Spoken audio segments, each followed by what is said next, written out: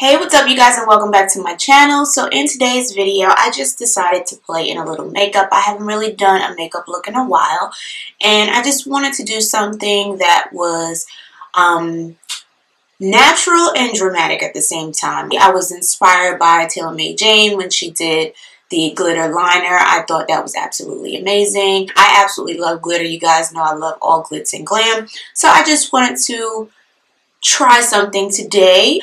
I did not do a talk through, but I will have all the products down below.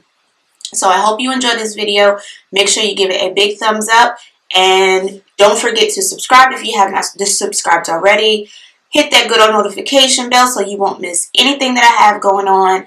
And we're almost at 2,000 subscribers. I'm so excited, guys. So yeah, make sure you go ahead and subscribe, hit that notification bell, and keep on watching.